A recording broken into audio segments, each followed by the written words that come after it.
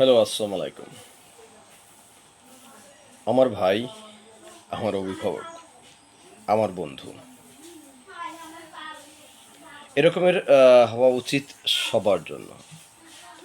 বাবা, মা, ভাই, বোন, চাচা, মামা, খালু, একেবারে ব্লাড কানেক্টেড যারা আছেন, এরা যদি বন্ধু কিংবা খুব ফ্রি মাইন্ডের হয়, তাহলে আমি মনে করি প্রত্যেকটা ব্যক্তির জীবন সুন্দর হয়।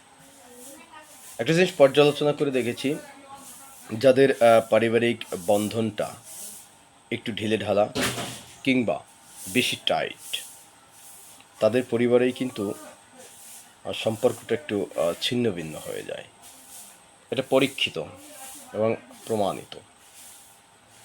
অনেক এস্টাবলিশড ফ্যামিলির ছেলেপেলে দেখেছি, অনেক নিম্ন শ্রেণীর বা অল্প আয়ের আনএস্টাবলিশড পরিবারের ছেলে মেয়ে দেখেছি, যারা অনেকটা বেপরোয়া, যারা অনেকটা সমাজের বাহিরে, যারা অনেকেই সমাজচ্যুত এবং বিভিন্ন ধরনের অপকর্মের সাথে সম্পৃক্ত হয়ে যায়, জড়িত হয়ে যায়।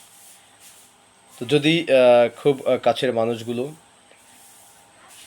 বন্ধু সুলভ হয়, বন্ধুর মতো হয়, তাহলে সুখ দুঃখ দুইটাকেই সমানভাবে ভাগাভাগি করে কাজ করা যায়। দেখেন, একটা জিনিস ভাবেন, আপনার ভাই আপনাকে যে পরামর্শটা দিবে, সে পরামর্শটা কিন্তু অবশ্যই আপনার মঙ্গলের জন্য। আপনার চাচা, আপনার মামা, আপনার বাবা, আপনার মা, এরা কখনোই কিন্তু চাবে না যে আপনার ক্ষতি হোক। এরা কখনোই প্রত্যাশা করবে না যে আপনি বিপদগামী হন। এরা কখনোই আপনাকে বিপদের মুখে ঠেলেও দিবে না।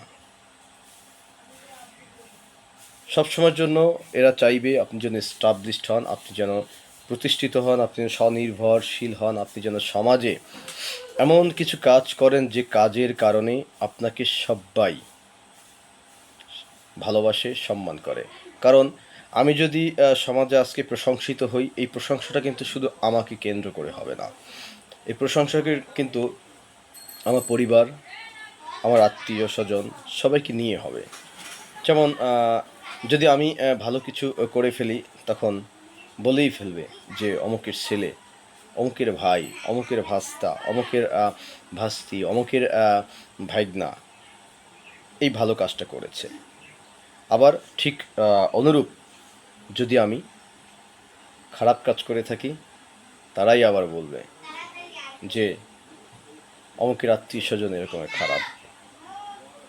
তো মূল কথা যেটা, মূল সারমর্ম যেটা, সেটা হচ্ছে সন্তান, ভাই, বোন, ভাস্তা, ভাস্তি, ভাইগনা, ভাগ্নি, এদেরকে বন্ধুর মতো দেখুন, এদের সাথে বন্ধুসুলভ আলাপচারিতা করুন, এদেরকে ভালো দিক নির্দেশনাগুলো দিন এবং এদের সাথে ফ্রি হয়ে যান, মিশার চেষ্টা করুন, বোঝার চেষ্টা করুন যে আপনার পরিবারের আপনার জুনিয়র যে আছে, তার মেন্টালিটিটা এখন কী রকমের, কোন পরিস্থিতির, এবং সে কোন দিকে যাচ্ছে, সে কি খারাপ পথে যাচ্ছে নাকি ভালো পথে যাচ্ছে, পর্যালোচনা করুন।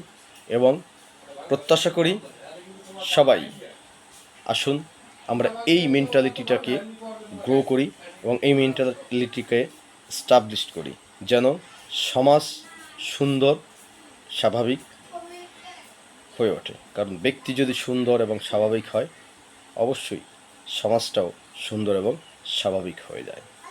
তো ভিডিওটা আর বেশি লম্বা করব না। আমার কথাগুলো যদি ভালো লেগে থাকে, মাশাআল্লাহ, আলহামদুলিল্লাহ। আর যদি আমার এই কথার ভিতরে কোনো ভুল ত্রুটি হয়ে থাকে, ক্ষমা সুন্দর দৃষ্টিতে দেখবেন। ভিডিওটা সবাইকে দেখার অনুরোধ রইল। আর যদি পারেন কমেন্টস, লাইক, শেয়ার করে পাশে থাকবেন। আরও সুন্দর সুন্দর ভিডিও যেন আপনাদের মাঝে নিয়ে আসতে পারি, সেই প্রত্যাশায়। আল্লাহ হাফেজ।